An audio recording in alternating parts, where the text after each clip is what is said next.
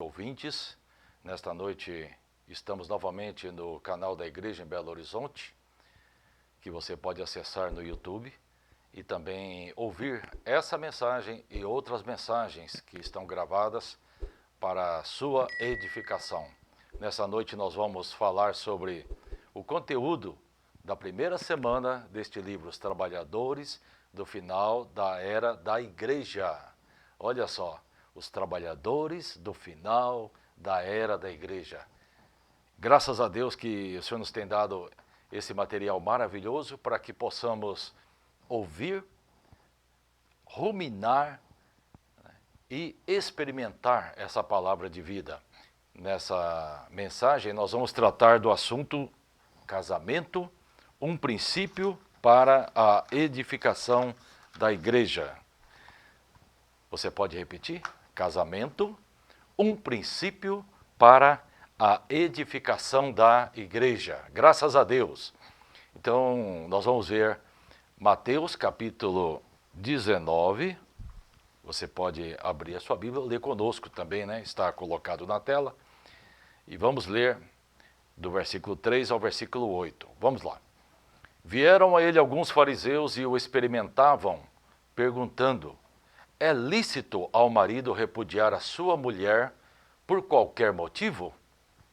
Então respondeu ele: não tendes lido que o Criador, desde o princípio, os fez homem e mulher?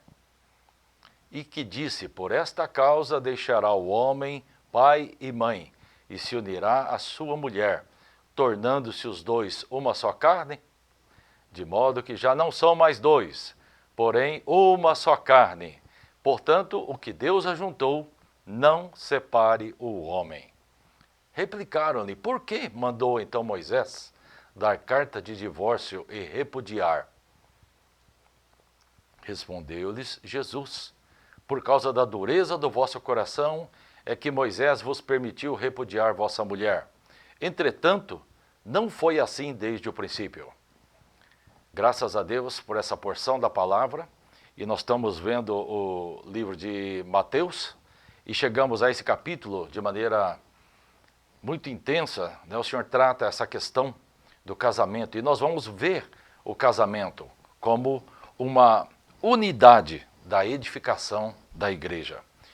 E algo maravilhoso é que nós vimos por duas vezes que aqui o Senhor cita a questão de voltar ao princípio. Então, quando nós lemos, aleluia, o versículo 4, o Senhor já disse: não tendes lido que o Criador, desde o princípio, os fez homem e mulher? Aqui nos diz, desde o princípio. E no versículo 8, também no final, fala assim: não foi assim desde o princípio. Quando nós olhamos para esse aspecto do princípio, nós vemos que Deus é um Deus de princípio. Por isso, Ele é um Deus sério, que quer levar com seriedade, né, a questão do homem no seu viver, no seu relacionamento, né, na sua vida familiar. E nós vemos que casamento, ele tem um sinônimo, né, muito precioso. Casamento é uma união voluntária, onde há doação. Um se doa ao outro. Também é uma parceria. O casamento é uma parceria. Olha que negócio precioso. Também é um relacionamento com a finalidade de estabelecer uma comunhão de vida. Então essa definição para casamento, ela é maravilhosa. Onde Deus nos permite ver um relacionamento com a finalidade de estabelecer comunhão com vida.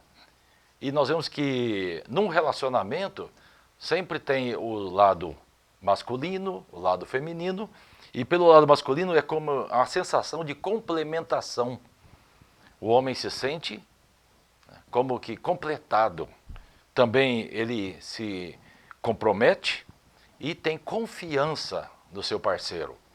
Por outro lado, o lado feminino também denota segurança, sensação de pertencimento, olha que coisa maravilhosa, e também cumplicidade.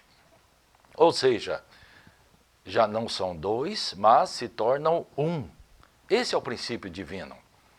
Então nós temos tido uma experiência maravilhosa, né, de ver que a edificação da igreja precisa de valentes, de generais, irmãos que estão com o mesmo sentimento, estão vivendo essa realidade em unidade. E essa unidade,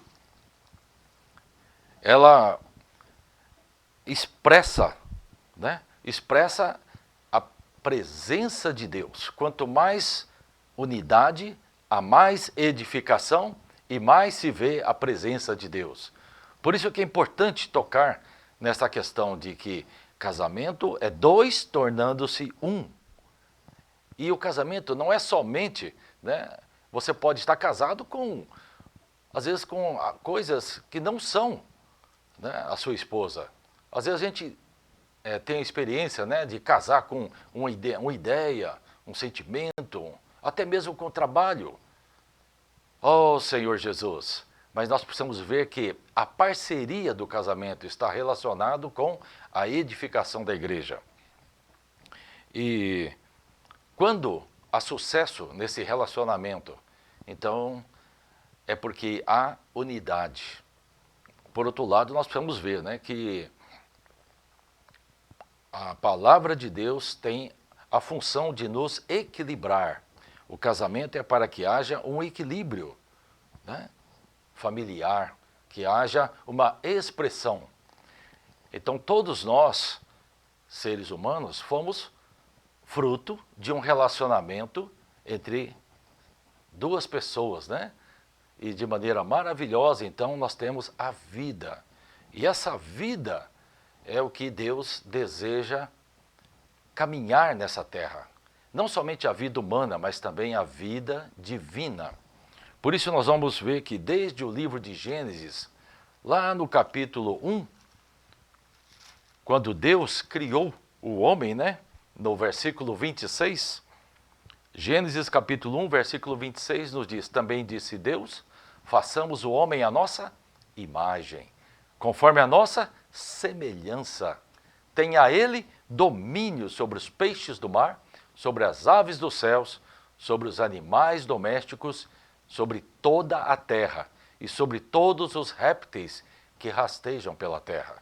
Então, quando o homem foi criado, aqui nós vemos que, primeiramente, Deus criou o homem, em seguida ele criou a mulher. Logo no capítulo 2 de Gênesis, versículo 18, está escrito que não é bom que o homem esteja só. O Senhor Deus disse, não é bom que o homem esteja só. Far-lhe-ei uma auxiliadora que lhe seja idônea. Então, essa auxiliadora é para cooperar com a edificação.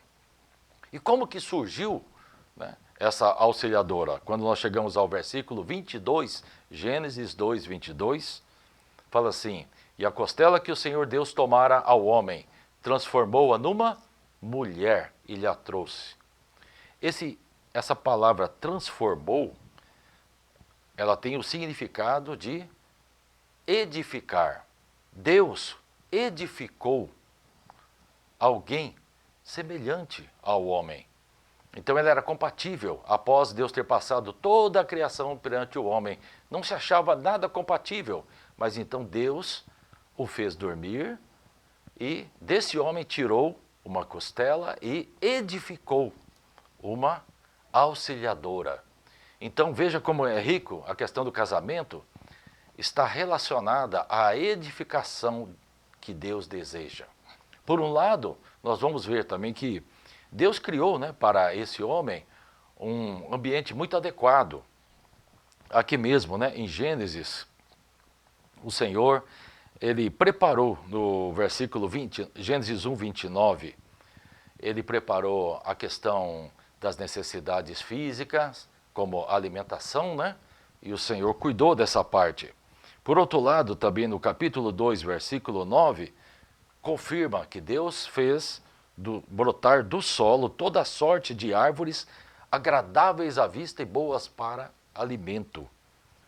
Então, quando Deus preparou a condição o ambiente para que esse homem pudesse viver, ele cuidou desse aspecto. Hoje nós temos tantas necessidades, né, para subsistência, corremos atrás de tantas coisas, mas no princípio Deus já havia proporcionado todas essas condições apropriadas para que o homem não tivesse esse tipo de preocupação. E não somente o homem, mas também concedeu-lhe uma auxiliadora. Por quê? Porque Deus desejava cumprir algo através desse casal. Veja então a importância, né, de ter um casal que coopera com Deus. Então, quando você tem um sentimento, né, por uma pessoa do sexo oposto, o que acontece? Inicialmente parece uma paixão, né? Aquela paixão que é muito quente, né? Você abre mão de todas as coisas para que possa preservar aquela paixão. Mas com o passar do tempo, nós vemos que essa paixão, ela não é uma paixão duradoura. Mas o casamento permanece, a relação permanece. No entanto, né, nós vemos que Gênesis 1 e 2 tinham toda essa condição dada ao homem para que houvesse a continuidade do relacionamento de uma maneira normal. Mas no capítulo 3, surgiu um item, um ser, que não queria permitir que houvesse o equilíbrio, né, a alegria, a bênção, a paz, naquela esfera do Jardim do Éden. E ele não somente, né, induziu aquela criatura, né, a se alimentar, mas fez com que ela também cometesse um desvio do princípio de Deus. Isso trouxe uma consequência muito trágica, né, fazendo com que Deus tivesse que resgatar. Por quê? Nós vemos que naquele ambiente, vamos ver agora então lá em 2 Coríntios capítulo 11, versículos 2 e 3. Vamos ver se... Veja bem, olha como Paulo trata dessa situação. Zelo por vós, com zelo de Deus, visto que vos tenho preparado para vos apresentar como virgem pura a um só esposo, que é Cristo. E o versículo 3, mas receio. Olha aí, Paulo mostrando o que houve naquela experiência, ali no início da criação do homem e da mulher. Receio que assim como a serpente enganou a Eva com a sua astúcia, assim também seja corrompida a vossa mente e se aparte da simplicidade e pureza devidas a Cristo. Olha só, então o que aconteceu? Houve uma perda da simplicidade, houve uma perda da pureza. Então, quando Deus criou, né, a criação de Deus era para ser algo puro e simples também. O que é ser simples? É quando você tem uma criança, né, você ensina e ela obedece. Quando é puro, quando é simples, ela não vai, né, se opor. Mas à medida que vai crescendo, então você vê que essa criança já começa a ter as atitudes diferentes, já não obedece mais, já não é tão simples, já não faz as coisas com pureza. Então isso denota que houve algo que foi injetado dentro do ser humano, por meio daquela desobediência.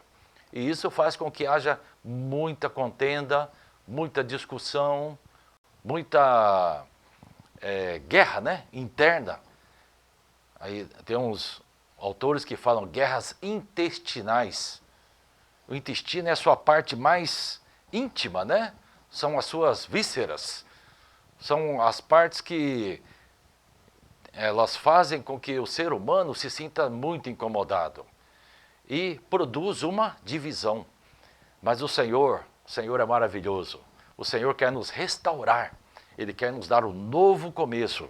Por isso, vamos voltar então no aspecto de Mateus, para tratar desse aspecto. Mateus capítulo 19, né?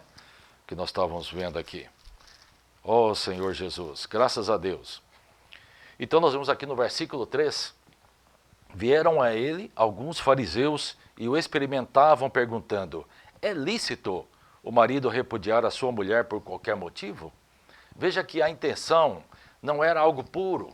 Os fariseus, de certa maneira, eles tinham um conhecimento da palavra, eles tinham a Torá, eles tinham os ensinamentos, né, que eram tidos como ensinamentos de Moisés, e eles procuravam exercer, né, o que a lei ordenava. Mas, quando vieram a Jesus, eles vieram com uma intenção de o experimentar, questionar o Senhor, né?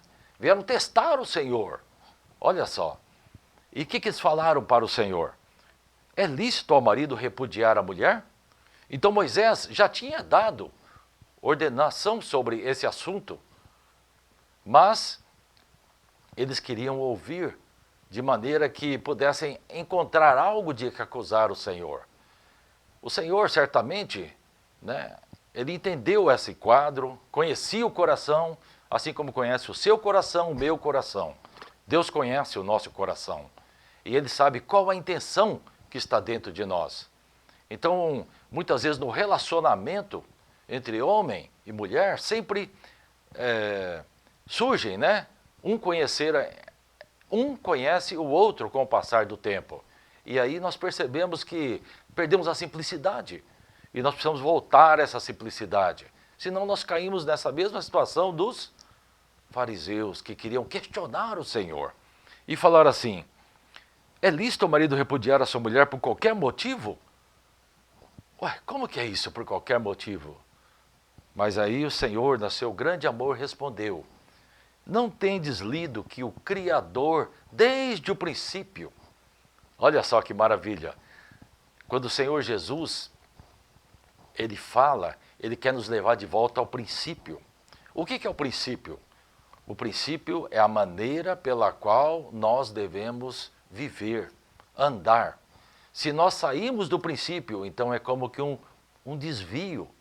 E o que é o desvio? O desvio é o afastar do princípio. Então o Senhor quer nos trazer de volta. Ó Senhor Jesus, essa é a nossa oportunidade. Voltar para Cristo, voltar para o Senhor. No nosso relacionamento nós temos essa oportunidade, voltar ao nosso Senhor Jesus. E como que nós podemos voltar ao nosso Senhor? Invocando o nome do Senhor. Falando, ó Senhor Jesus, me perdoa, Senhor. Me perdoa por eu tentar fazer as coisas segundo a minha maneira. Senhor, leva-me a compreender o meu cônjuge, a entender como o Senhor vê. Isso certamente vai trazer muita paz, muita bênção para o seu lar, para a sua casa. E o Senhor respondeu, desde o princípio. Volta para o princípio. Nós vimos que na experiência de Davi, ele é um bom modelo para nós também, né? O rei Davi, ele era um homem segundo o coração de Deus, né? Isso está no livro de Atos. E o coração de Davi, ele identificava com o coração de Deus, mas Davi era um ser como nós e teve suas dificuldades, né? Então, quando ele se sentiu na condição de alguém que estava distante de Deus, então ele escreveu o Salmo 51. E nesse salmo, né, nós vemos algo maravilhoso. 51, versículo 12. Salmo 51, versículo 12. Olha que rico esse salmo. É para nós até lermos mais de uma vez. Vamos ler juntos. Restitui-me a alegria da tua salvação e sustenta-me com o espírito voluntário. Vamos ler novamente? Restitui-me a alegria da tua salvação e sustenta-me com o espírito voluntário. Olha que coisa maravilhosa, né? Por que Davi falou isso? Porque ele havia perdido a alegria. Quando nós perdemos a alegria, o que é a alegria? A alegria é receber Jesus no nosso coração. Esse é o princípio da alegria. E para você manter essa alegria, então nós precisamos invocar o Senhor, ler a Bíblia, orar, reunir com aqueles que buscam e amam o Senhor Jesus. Isso faz com que a nossa alegria se mantenha. Mas Davi se sentiu numa situação de distante dessa alegria, de ter perdido até mesmo essa alegria. Então ele orou falando assim, Senhor, restitui-me a alegria da tua salvação. Oh, Senhor, como nós estamos numa condição, né, de, como fala, nós estamos debaixo da misericórdia do Senhor, nos arrependermos. Então Deus tem como caminhar na nossa vida. E dá-me um espírito voluntário também. Na nossa experiência é bem interessante, né?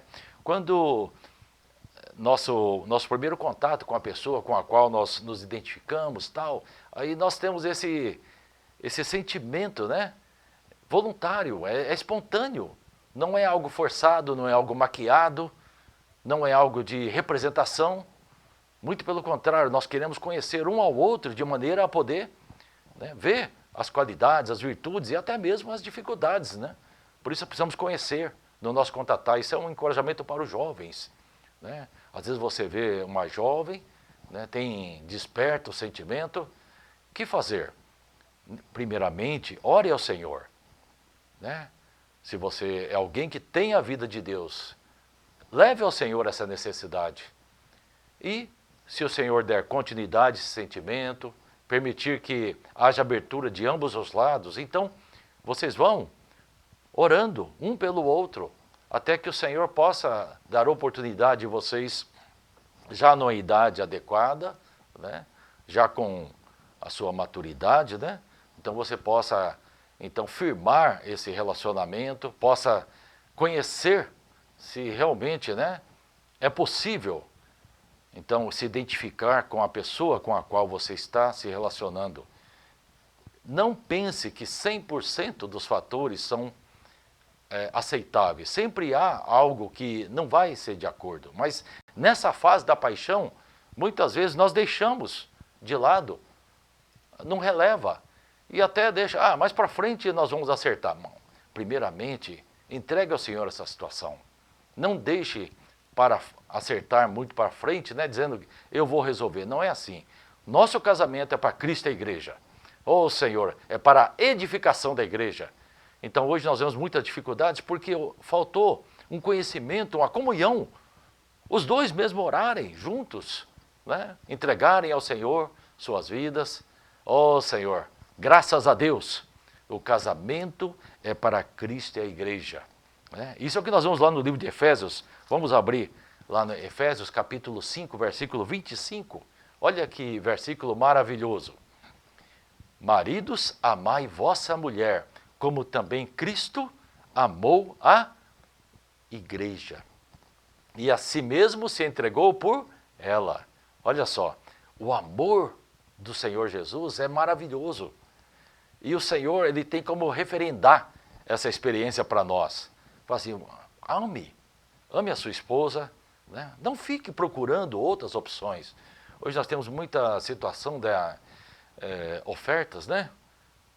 Os irmãos são muito expostos devido a grandes ofertas na internet, né, nos meios de comunicação, até mesmo crianças às vezes se veem expostas, né?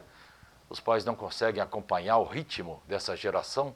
Nós estamos vivendo um período onde se dissemina com grande quantidade itens, e até mesmo na escola, né? Nós vemos que professores inadequados ensinam coisas inadequadas para nossas crianças. Então precisamos orar, né? Ter uma expressão, um testemunho adequado no nosso lar, para que Deus possa, através da nossa experiência com Ele, mudar essa história. Nós estamos produzindo uma nova geração. Somos esses que estão cooperando com Deus, com a vinda do Senhor Jesus. Então, o Senhor encontre em nós pessoas adequadas. Vamos continuar no versículo 26. Nós lemos o 25, vamos ler o 26. Para que a santificasse. Olha só, o que é ser santificado? Né? O que é ser santificado? Então você tem um copo aqui e aqui uma torneira, digamos assim. O copo está fora, mas ser colocado debaixo da torneira para receber a água, você está na posição correta. Agora, ao abrir a torneira, a água sai e entra nesse recipiente, nesse copo, e vai lavando. Quanto mais água vai entrando, mais sujeira vai saindo. E é isso que o Senhor fala, que no versículo 26, né? Por meio da lavagem de água pela palavra. Então nós temos aqui a palavra de Deus.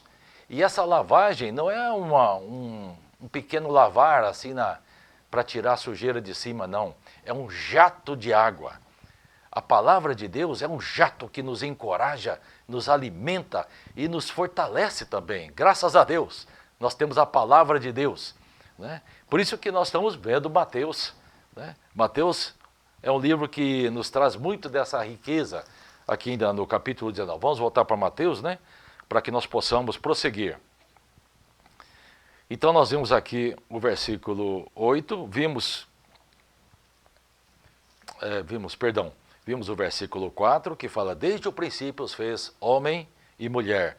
E no 5, o Senhor complementa e disse, por esta causa deixará o homem pai e mãe e se unirá à sua mulher, tornando-se os dois uma só carne. Então veja bem, dois se tornam um. Isso é de Deus. Como que dois pode se tornar um? Então nós temos em 1 Coríntios, capítulo 16, versículo 17. É um versículo bem conhecido, que aquele que se une ao Senhor é o quê? Um espírito com ele. Essa unidade, ela é diferente. Essa unidade não é uma unidade de gosto, preferências, nada disso. É uma unidade interior. Por isso que aquele que se une ao Senhor é um espírito com ele. Então nós temos o nosso corpo físico, nós temos a nossa alma, que são a nossa personalidade, nossos pensamentos, e também temos um espírito humano no mais interior do nosso ser, que é o local onde Deus deseja habitar. E quando nós nos unimos ao Senhor, nós somos um espírito com Ele. Por quê? Porque o Senhor hoje é o Espírito. Está em Coríntios 15, 45, né? Que o Senhor se tornou esse Espírito que dá vida. E nós nos unimos a Ele. O primeiro homem, Adão, né, como vimos lá em Gênesis, ele foi feito alma vivente. Mas o último Adão, Jesus é o último Adão. E ele se tornou esse Espírito vivificante, o Espírito que dá vida. Então, querido ouvinte, você, ao crer no Senhor Jesus, você recebe a vida de Deus. E essa vida, ela é suficiente para tornar você um com o Senhor. Ó Senhor Jesus, todas as vezes que você invoca o nome do Senhor, você é fortalecido e você se torna mais um com o Senhor, né? E essa unidade vai produzir uma edificação. Nós temos o Evangelho de João, no capítulo 17, a partir do versículo 16, vamos ler sequencialmente até o versículo 21. João 17, 16 nos diz, eles não são do mundo, como também eu não sou. Santifica-os na verdade, a tua palavra é a verdade. Aleluia. Versículo 18, assim como tu me enviaste ao mundo, o Senhor Jesus falando, tá? Também eu os enviei ao mundo. E a favor deles eu me santifico a mim mesmo, para que eles também sejam santificados na verdade. Veja bem, não rogo somente por esses, mas também por aqueles que vierem a crer em mim, por intermédio da sua palavra. E o 21, a fim de que todos sejam um. Olha só, então, aqueles que creem têm uma função, é se tornar um. E como és tu, ó, veja agora, e como és tu, ó Pai, em mim e eu em ti. Ou seja, o Senhor Jesus é um com o Pai. Veja bem, e quem está dentro de nós? É o próprio Senhor Jesus que se tornou o Espírito. Então veja bem, se o Senhor Jesus é um com o Pai e Ele está dentro de nós, então Ele vai nos levar a viver essa realidade também da unidade. E veja bem, como és tu, ó Pai, em mim e eu em ti, também sejam eles em nós. Olha aí, que unidade maravilhosa. Né? Nós podemos, puxa, mas como que eu posso, né, me unir a Deus? Por isso precisamos da palavra, ser santificados da palavra. Nós falamos, né, do jato de água da palavra. E dessa maneira, então, o mundo vai crer. Aleluia, o mundo vai crer. E não somente isso, no versículo 22, fala que há também a glória. Veja bem, eu lhes tenho transmitido a glória que me tens dado, para que sejam um como nós o somos. E o versículo 23, perdão. e eu neles, e tu em mim, a fim de que sejam aperfeiçoados na unidade. Então nós estamos sendo aperfeiçoados na unidade. Ela é gradual, é progressiva. Né? Pode continuar o versículo 23, por favor. Para que o mundo conheça que tu me enviaste e os amaste, como também amaste a mim. Então, esse Senhor nosso, maravilhosamente, está nos transferindo. Olha só, Deus está te transferindo. Então, o casamento é para que haja uma transferência. Não é para que haja sofrimento. Ah, eu tenho que tolerar, eu tenho que suportar. Ah, eu estou tendo um viver difícil. Eu não consigo viver essa condição. É porque nós precisamos voltar ao princípio. Esse é o diagnóstico dizendo que eu preciso voltar ao princípio. Porque no princípio, no Éden, era aprazível. Né? Éden é lugar aprazível. É o lugar onde Deus nos colocou inicialmente. Temos que voltar ao princípio. Não podemos perder essa oportunidade. Por causa da nossa lida diária, do corre diário, muitas vezes nós esquecemos que há um princípio. Deus quer nos trazer de volta ao princípio. Ó Senhor Jesus. Lembra de Davi, né? Uma vez que a gente perde essa alegria e sentimento, precisamos orar. Senhor, restitui-me a alegria da tua salvação. Restitui-me, Senhor. Fala comigo assim. Senhor, restitui-me a alegria da tua salvação. Repita do seu interior. Senhor, restitui-me a alegria da tua salvação. Essa oração é maravilhosa. Jesus é o Senhor. Então a unidade, ela é como que a nossa referência, né? A medida da edificação. E quanto mais edificados, mais somos um. Aleluia. Lá em Apocalipse, capítulo 21, versículo 2, fala que a Nova Jerusalém, que é a cidade, a expressão máxima do Senhor, ali fala, vi também a cidade santa, Nova Jerusalém, que descia do céu, da parte de Deus, ataviada como noiva adornada para o seu esposo. Então, nós estamos sendo adornados para o nosso querido Senhor, para complementar, para poder trazer realmente, né, essa riqueza dessa realidade. E no versículo 3, Apocalipse 21, 3, fala assim que, então ouvi grande voz vinda do trono dizendo, eis o tabernáculo de Deus com os homens, Deus habitará com eles, eles serão povos de Deus e Deus mesmo estará com eles. Então nós vemos que, de uma maneira mais gostosa, desfrutável, né, traduzindo esse versículo, conforme a versão da Nova Jerusalém, nos fala que seremos Ele mesmo, no final, e Ele mesmo, Deus com eles, será o seu Deus. Ali diz, e Ele mesmo, Deus, onde fala, e Deus mesmo, fala assim, e Ele mesmo, Deus com eles, será o seu Deus. Então, o que é isso? Indica a unidade. Lembra lá em Mateus capítulo 1, versículo 23? Não fala isso o nome do menino Jesus? Como é que era o nome? O nome dele será Emanuel. Emanuel quer dizer o quê? Deus conosco. Veja bem que riqueza. O Senhor Jesus é Deus conosco. Então, para nós enxergarmos essa realidade, precisamos abrir o nosso coração, crer com o nosso coração e confessar com a nossa boca. Senhor Jesus, Tu és o Deus conosco, Tu és o meu Emanuel. Oh, Senhor Jesus. Então, isso vai restaurar nosso viver familiar, o nosso viver a dois, né? Vai permitir que nós possamos prosseguir junto com o Senhor. Ó Senhor Jesus, nós não podemos viver de aparência, né? Ó Senhor Jesus, graças a Deus. Louvado seja o Senhor. Lá em Colossenses, capítulo 3 ainda, livro de Colossenses, capítulo 3, versículos 12. 12. Aqui mostra um aspecto muito importante no viver do relacionamento. Revestivos, pois, como eleitos de Deus, santos e amados, de ternos afetos de misericórdia. De que mais? Quais virtudes tem aqui? Bondade, humildade, mansidão, longanimidade. Olha só que coisa boa, né? Bondade, humildade, mansidão, longanimidade. Vamos, versículo 13. Parou aí? Não. Suportai-vos uns aos outros. O que é suportar? Ah, eu não aguento mais aquela situação, eu não aguento mais o meu cônjuge. Nada disso. Suportar é trazer suporte, é carregar. Sabe? É você levar consigo, suportar. O Senhor falou, levai as cargas uns dos outros, né? Isso é palavra do Senhor.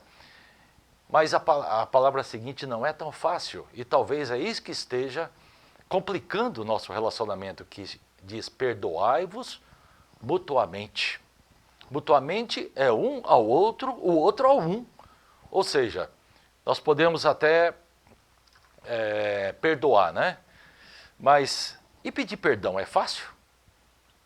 Não é tão fácil, né? Quebra, parece, né? A dureza. Quebra o meu eu. Lá em Gálatas, mas antes de chegar em Gálatas, vamos ler aqui embaixo ainda. Assim como o Senhor vos perdoou, assim também perdoai vós. Então, perdoar é um dom, é uma dádiva. Lá em Gálatas 2:20, mostra uma situação tremenda. Fala assim, um pouquinho antes, fala, não tem problema, no final do 19, fala, fui crucificado com Cristo, estou crucificado com Cristo. Logo, já não sou eu quem vivo, mas Cristo vive em mim. Veja bem, se é Cristo que vive em mim, então por que eu tenho que defender a mim mesmo? Se é Cristo que está vivendo. Mas, continuando ali, ainda fala assim, no versículo 20, esse viver que agora tenho na carne, vivo pela fé. Né?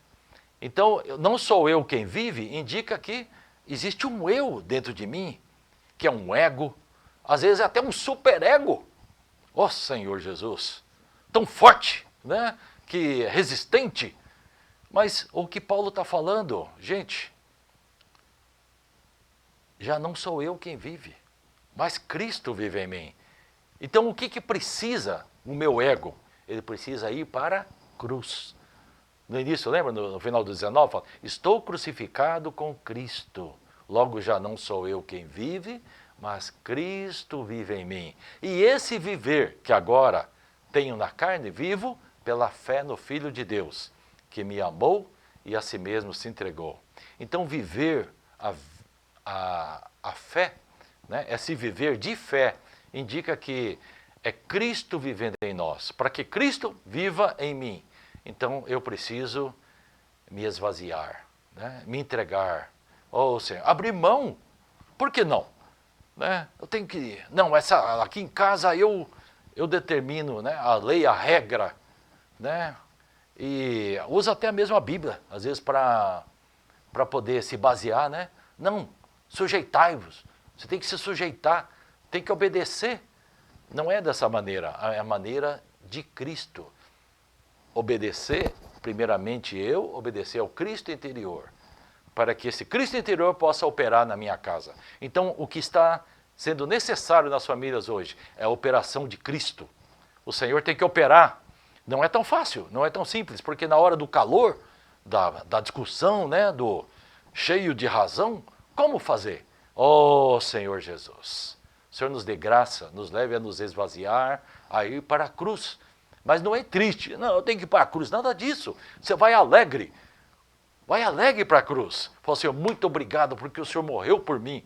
Muito obrigado porque eu posso recorrer a essa condição de ir para a cruz. Eu não vou como um cativo derrotado, mas eu vou como alguém que quer deixar Cristo viver no meu interior. Oh, Senhor, Senhor nos abençoe e nos encoraje, né? Senhor Jesus. Oh, Senhor Jesus. A melhor maneira de você... Então, só voltando aqui em Mateus, né, capítulo 19, que nós estamos compartilhando aqui com os santos, ainda continuando, né? Que os fariseus não ficaram satisfeitos quando o Senhor falou uma vez que tem que voltar ao princípio. Então o Senhor vai repetir novamente. No versículo 6, ele fala assim, nós paramos o 5, né? No 6 fala, de modo que já não são mais dois, porém, uma só carne. Portanto, o que Deus ajuntou, não separe o homem. Nós vemos lá em Coríntios, né? Aquele que se une ao Senhor é um espírito com ele. Então, o que Deus ajuntou, não separe. Não fique procurando brechas, justificativas, razões naturais. Volte-se para o Senhor. Tem a vida da igreja. A vida da igreja é uma vida de encorajamento. É uma vida onde há testemunho. E as famílias são tremendamente importantes no testemunho, na unidade, né? Para testemunho para os irmãos, testemunho para os familiares, testemunho para os nossos filhos. Ó Senhor Jesus! Bom, o Senhor falou isso, mas olha só, novamente no versículo 7, replicaram-lhe. Olha só, replicaram-lhe. O Senhor fala uma palavra reta, clara, volta ao princípio, mas eles querem replicar, ele ainda quer testar o Senhor. Por que mandou então Moisés? Já que você está falando uma coisa, Moisés falou outra. Por que Moisés mandou? Vamos para o versículo 8. Respondeu-lhe Jesus, por causa da dureza do vosso coração. Olha só, isso derruba tudo, a dureza. Por causa da dureza. Ó Senhor, livra-nos de ter um coração duro. Senhor, nosso coração, ele precisa amolecer. Depois ele fala assim, Moisés, que Moisés permitiu, entretanto, não foi assim desde o princípio. Aí o Senhor voltou a citar a mesma situação, né? Lá do versículo 4, volta para o princípio, precisamos voltar ao princípio, todos nós precisamos voltar, o princípio é de Deus, né? Ó Senhor Jesus, glória a Deus, aleluia. Então o Senhor, ele nos dá esse encorajamento, assim, não endureçam o seu coração, né? Então, existem casos em que as pessoas endurecem de tal maneira, falam, não, agora eu vou definir, eu não vou mais continuar. Faça um teste antes, assim como, né, o irmão que nos falou a palavra, ele citou uma experiência muito rica, que um casal estava já em vias, né, de se separar, então os irmãos aconselharam e colocaram eles no serviço, e eles aceitaram por um período, testar mais uma vez, mais uma oportunidade, dê mais uma oportunidade para o Senhor, sirva na igreja, se disponha a servir. Existem tantos serviços, né, em que você pode se colocar, o Senhor é maravilhoso, e principalmente, né, se você não se encaixar em nenhum serviço na igreja, o que fazer? Prega o evangelho, saia para pregar o evangelho, né? As ruas, ir para as ruas para orar pelas pessoas, levar a palavra, encorajar as pessoas. Ó Senhor, você vai ver que vai existir grande salvação e todas as feridas serão curadas. Quando nós pregamos, você não somente leva a cura às pessoas, mas também nós somos curados. E essas pessoas que são curadas, elas virão para conhecer. Onde é que está você reunindo? Onde você ouve essas palavras? Certamente, né, virão pessoas de diferentes regiões, de situações familiares, assim como que nem num pátio de obra, né? Tem muitos materiais ali, né? Você tem materiais espalhados, mas quando você junta os materiais, né, e coloca água, produz uma reação química maravilhosa. E essa reação química, dentro dessa esfera da vida da igreja, vai produzir uma edificação. Paulo fala lá em Timóteo, né, que a igreja é coluna e base da verdade. 1 Timóteo 3,15. Né, a igreja, se a obra... 1 Timóteo 3,15 fala assim que a igreja é coluna e base da verdade. Baluarte, né? Está na versão. A igreja do Deus vivo. Vamos proclamar? A igreja do Deus vivo é coluna e base da verdade. Isso é igreja. É algo edificado. É algo que expressa o Senhor. Você quer fazer parte dessa edificação? Então, primeiramente, creia no Senhor. E a seguir, reúna com os santos que têm esse coração de edificar a igreja. E assim Deus vai abençoar a sua casa, né, o seu trabalho, vai resolver, né, conforme a vontade dele, resolver as pendências. O Senhor quer nos trazer cura. Ó Senhor Jesus, vamos orar. Senhor Jesus, muito obrigado pela tua palavra. A tua palavra é uma palavra de vida e obrigado por esse momento em que podemos nos consagrar ao Senhor. Senhor, cura toda dificuldade, toda ferida. Oh, Senhor, dá-nos realmente um viver em paz, um viver familiar que agrade a Ti. Abençoa as famílias, Senhor, nessa terra. Nós oramos, Senhor, para que muitos possam se voltarem ao Senhor, assim como Davi orou, pedindo a restituição da alegria, que possa haver alegria em nosso meio e também possamos cooperar com a volta do Senhor. Oh, Senhor, aguardamos a tua vinda. Senhor, nós te amamos e te louvamos. Jesus é o Senhor. Você é muito amado por Deus, amado por nós também. Seja muito bem-vindo às nossas reuniões. Jesus é o Senhor. Amém.